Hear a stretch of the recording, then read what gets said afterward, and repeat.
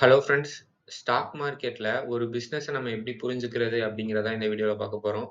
அதுக்கு 3 simple questions சொல்றேன் நானு. இந்த 3 சிம்பிள் கொஸ்டின்ஸ் ஒரு ஸ்டார்ட்டிங் பாயிண்ட் தான். அந்த கொஸ்டின்ஸ நம்ம பார்க்கலாம் இப்போ.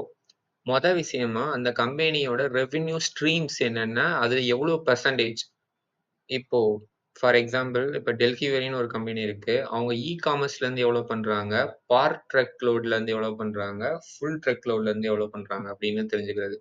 ஐடிசி எடுத்துக்கிட்டோம்னா, சிகரெட்லேருந்து எவ்வளோ பண்றாங்க, எஃப்எம்சிஜிலேருந்து எவ்வளோ பண்றாங்க. ஸோ அந்த பெர்சன்டேஜ் ரொம்ப முக்கியம். ஸோ அப்பதான் வந்து நம்ம எத பார்க்கணும்னு தெரியும். ஒரு கம்பெனி 90% ஒரு ப்ராடக்ட்லேருந்து வரும். மீத 10% ஒரு 5 ப்ராடக்ட்லேருந்து வரும். அப்ப அந்த 90% வர்ற ஒரு ப்ராடக்ட்ட மட்டும் நம்ம கவனிச்சாலே போதும். அந்த ஸ்டாக்க நம்ம ஈஸியா வேல்யூ பண்ணிடலாம். ஸோ ஃபர்ஸ்ட் பாயிண்ட் என்னன்னா ரெவென்யூ ஸ்ட்ரீம்ஸ். 2வது மார்க்கெட் ஷேர். அவங்க அவங்க செல் பண்ற ப்ராடக்ட் எவ்வளோ மார்க்கெட் ஷேர் வச்சிருக்காங்க. அந்த மார்க்கெட் ஷேர் சஸ்டெய்னபிளா? லாங் டெர்ம்க்கு சஸ்டெய்னபிளா இருக்குமா?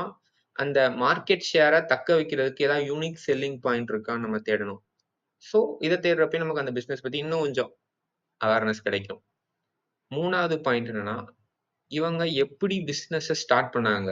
Y the company was started and how it evolved. எப்படி அது மாறி வந்திருக்கு? ஒருவேள ஸ்டார்ட்டிங்ல இப்போ நான் ஒரு கம்பெனி பார்த்தேன். அந்த கம்பெனி வந்து ஒரு சுகர் இண்டஸ்ட்ரியா இருந்தது. இப்ப அப்படியே மாறி ஒரு சரக்கு விக்கிற கம்பெனி ஆயிடுச்சு. ஸோ லிக்கர் கம்பெனியா மாறிடுச்சு. அப்போ ஸ்டார்ட்டிங்ல அந்த கம்பெனி ஏன் ஆரம்பிச்சாங்க? கரண்ட்டா அது எப்படி டிரான்ஸ்ஃபார்ம் ஆயிருக்கு அப்படிங்கிற ஒரு ஹிஸ்டரிய நம்ம தெரிஞ்சுக்கிறது மூலமா, அந்த பிசினஸ் மேல நமக்கு ஒரு இன்ட்ரெஸ்ட் அதிகமாகலாம். இல்லனா நமக்கு கன்விக்ஷன் குறையலாம். ஸோ இது ஒரு நல்ல ஸ்டார்ட்டிங் பாயிண்ட்டா இருக்கும்னு நெனச்சேன். ஸோ ரெவென்யூ ஸ்ட்ரீம்ஸ புரிஞ்சுக்கிறது, மார்க்கெட் ஷேர் பார்க்கிறது, அது சஸ்டெயின் ஆகுமான்னு யோசிக்கிறது. ஃபைனலா இந்த கம்பெனி ஏன் ஸ்டார்ட் பண்ணாங்க? அது எப்படி எவால்வ் ஆயிருக்கு? அப்படிங்கிறத நம்ம தெரிஞ்சுக்கிறது மூலமா, ஒரு பிசினஸ நம்ம ஸ்டார்ட்டிங் பாயிண்ட்ல அண்டர்ஸ்டாண்ட் பண்ணிக்கலாம்.